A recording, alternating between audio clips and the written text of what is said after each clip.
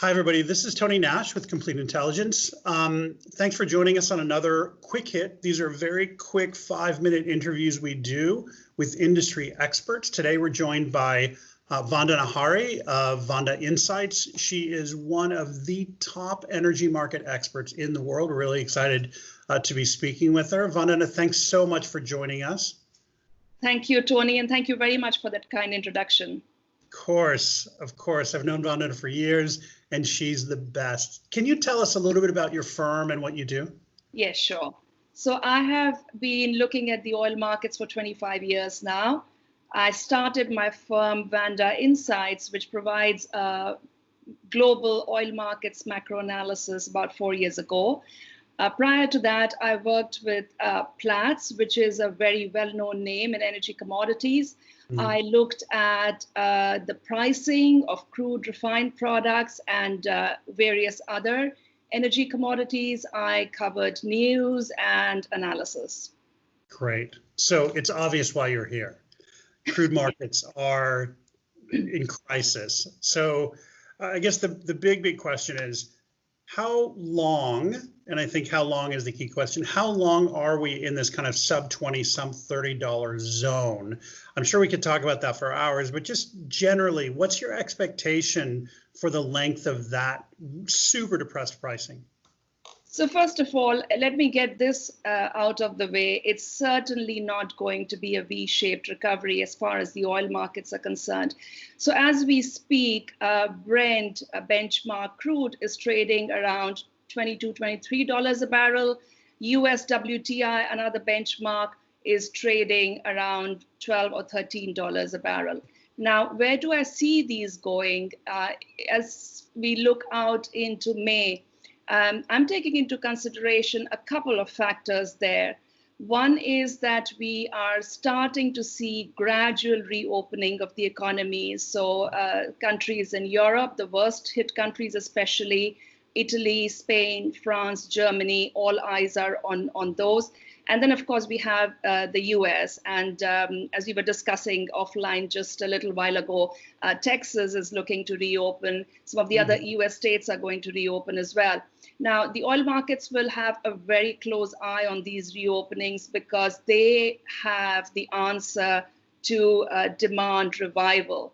Now, we're coming out of an unforeseen, unprecedented trough in global oil demand, close to 30%, 30 million barrels per day of global oil demand has been destroyed. Now, how does this go into May? I'm expecting a very extremely slow, gradual revival. So there may be a bit of an impetus, an upward boost to oil prices from a gradual reopening. Nothing like what we're seeing in the stock markets, though. I think that's where stocks and stock markets and oil are going to decouple and have already started to decouple from what I can see. The other element is going to be supply. So OPEC and non-OPEC alliance of 23 members, 20 out of those 23 have committed to reducing production collectively by about 9.7 million barrels per day for May and June. Now, typically that sort of an announcement, which happened back on the 12th of April, would have in itself boosted oil prices, but this one did. Now, clearly it is seen as too little, too late. Nonetheless, it will start mopping up some surplus. It's just that it will again be very slow in giving any sort of positive signals to oil, because remember, oil has to work through nearly 3 months of oversupply and an overhang. So the glut is going to take its time to disappear. It's a demand problem, right? I mean, of course, it's a supply problem, but you take the demand from the government shutdowns, and then you just have supply continuing to come online. It's really amazing. So through all of this issue, we've heard a lot about shale companies, right? And we keep hearing doom and gloom stories about shale. And I'm curious about shale and the kind of privately held, the independent oil companies. But I also want to learn a little bit about NOCs, the national oil companies. How do you expect, first of all, just if you don't mind telling us your view on shale, that's really interesting to me. But if we can move from there into some of the NOCs, not specific companies necessarily, but generally, how do you expect the NOCs to fare after this? Do you think they'll thrive? Do you think they'll cut the fat? Do you think they'll change it all? Or do you think they'll just continue to lumber along as they have for the past, 70 years or something like that? Sure. So the one characteristic of this crisis is that the pain in the oil sector is being felt and will continue to be felt across the spectrum, from all the way from oil production to refining to logistics. And we can talk about logistics a little bit separately as well, because that's doing quite well now because of storage demand. However, the pain is going to be felt all the way down to refining and retail. It's also going to be spread across geographies. It's going to be spread across the size and nature of companies, whether you are an oil major or an independent or an NOC. So let's talk about shale first. Something that probably is sitting on the sidelines as far as the oil market focus is concerned right now is also missing the point that it's not just the OPEC, non-OPEC enforced mandated cuts, but I am expecting to see major decline starting to happen in North America, in Brazil, and perhaps in other places like the North Sea as well. So what happens in the US is going to hold the key, because obviously it's the biggest oil producer thanks to the shale boom. Shale contributes nearly 80% of US oil production. What happens to shale is also going to hold the key to the US energy independence in the future.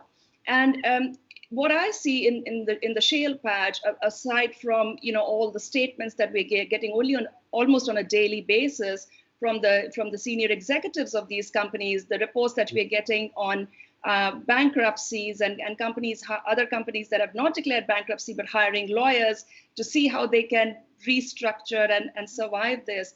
Aside from that, I also look at a couple of very key metrics in the shale patch. So one is the weekly rig count that I monitor from Baker Hughes. The other one is a weekly count of the fracturing fleet, the set of equipment that are on these fields that are deployed to hydraulically fracture wells and start production from them. So in the hydraulic fracturing, in fact, it is far more jaw-dropping decline in numbers that I've seen. 70% drop in the frac fleets currently versus the start of this year. So what all of that tells me, and we've done some number crunching of our own, we expect to see close to 1 million barrels per day year-on-year decline in June, going up to 2 million barrels per day in July. So that's something that the oil market is not quite factoring in yet, because again, let's remember that shale bounced back phenomenally after the 2014-16 downturn. So that's sort of the impression that the market has, that shale may be down on its knees, but it will bounce back. But this time, I think it's going to be very, very different. It's going to be nothing like a bounce back.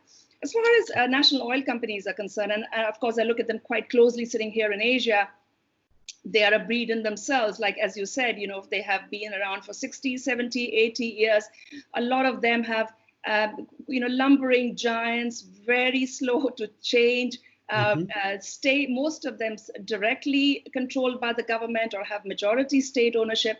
Now, one of the things that I have noticed even in previous downturns that is going in favor of the NOCs, especially in Asia, to talk about countries like India, China, even places in Southeast Asia, is that they have a captive, domestic, fast-growing market. So these NOCs also tend to be vertically integrated. So and more often than not, Asia is a net importer of crude. So more often than not, they have giant refining operations and relatively less upstream or oil and gas production operations. Now, refining is also getting hit in the current downturn.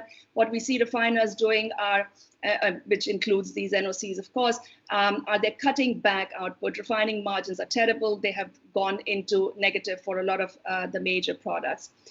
How the NOCs survive this, I think they're obviously they kind of come out of this with a great deal of financial strain. We have to see to what extent they do get government support. Some of the NOCs, unfortunately, especially in countries like Indonesia, also struggle with fuel subsidies. So those might fare even worse in the recovery mode. Overall, I think another transition, if you will, that's going to probably take a knock when it comes to NOCs is investment in technology, to be more efficient, whether you're producing or refining or retailing oil, and to be more environment friendly with your products, just greener energy. I think that's going to take a knock as well. Do you think they'll be more productive? Do you think they'll invest in technology just across the board with oil and gas companies in general? Do you think they'll actually invest in productivity, or do you think they'll just kind of hold their breath and buckle down like they always do or always have done and just kind of muddle through, and then it's kind of the same old game once prices are back up? Can they afford to do that this time? So when it comes to technology specifically for cleaner energy, it tends to be driven more by regulation than by market forces or by just companies one day waking up and deciding, hey, I'm going to be more environment friendly. It just doesn't happen that way. And that's certainly true for NOCs. I think oil majors are under a slightly different kind of dynamic. So we've seen, for instance, in recent weeks, BP and Shell double down on their commitment towards greener, cleaner energy. Now, they are, of course, their feet are being held to the fire by their shareholders. NOCs are in a very different environment. I think a lot will depend on to what extent governments in Asia recommit themselves to, the COP, the Paris Agreement, climate agreement, and those sort of global drive towards cleaner energy. If that is the case, they will, and then of course we have seen in recent years just very visible, tangible air pollution has been a major concern in cities all the way from Delhi to Beijing. As we stop under COVID, air quality has improved dramatically, right? Yeah, indeed. So you have to think when people go back to the new normal, if you will, and they're out and about and the pollution levels increase, what will that do in terms of pressure on these companies? So overall, I think the pressure from environment will remain to adopt new technologies, to move towards cleaner fuels. Pressure from oil prices to be more efficient. Maybe in the case of NOCs, I see that a little bit less, and they'll have to just pick and choose, basically, right? So, but your big question, where does the money come from? I think that remains a major issue. Will they be able to raise money? So we've seen in the latest crisis, we've seen a few oil companies that are well regarded, oil majors, have tapped banks and raised loans. What I would personally love to see is for these NOCs to come out there a little more aggressively, because after all, they will be back in favor, thanks to, as I said, the captive market. So I'd love just to see them come out, raise money with bonds or bank loans or whatever, because they will need money from outside. There certainly won't be enough to dip into their pockets. Yeah, the national accounts for many of these countries can't really handle it. So that's a great point. Okay, we're running long, but I don't want to stop this conversation. So normally I'd cut this off, but let me ask you one last question, okay? I live in Houston, Texas, oil and gas town. We've seen some layoffs, but we actually haven't seen a lot yet. So you don't live here, so you can give us an unbiased view of kind of the energy sector here. What do you expect? And it's not just Houston, of course, it's the energy sector kind of globally. Are we kind of at the midpoint of energy layoffs? Are we early? Are we late? I mean, how bad do you expect it to get?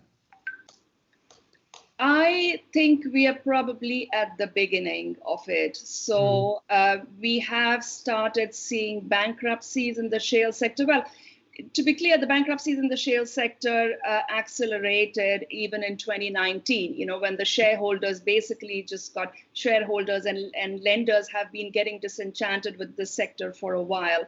But I do expect bankruptcies to set some sort of a record, unfortunately, in 2020, perhaps spilling over into 2021 as well.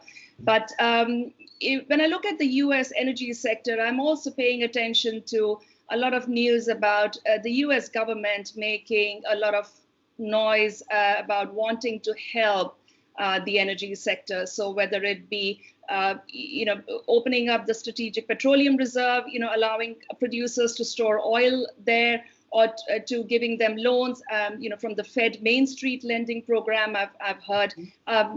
All of that, of course, remains to be seen. And of course, we've heard some out there ideas as well, like banning or putting tariffs on OPEC crude and so on, which probably won't happen. But I think some of these other measures will happen. My concern is that for most companies, they will probably be too little, too late. So I do expect, a huge consolidation, and unfortunately, a lot of layoffs. And well, once again, people will just have to reinvent themselves, learn new skills, because there may be no going back to the oil sector jobs. I think you're right. I think it's a generational change. I think it's a really tough time, and these people, it's nothing they deserve. It's nothing they've even done. But I think it's just a very tough global situation where supply outweighs demand. It's that simple. So, Vandana, this has been amazing. I haven't done any of these interviews that are this long, so I'm so grateful to get this much of your time. So thanks so much. And I'm hoping maybe we can revisit with you in a few months, see where things are, and then just kind of take stock of what the future holds. It's been my pleasure, Tony, and I'd love to do this again. And thank you to our viewers who've stayed with us all the way to the end. I hope it's been worth it. Thank you. Thank you very much.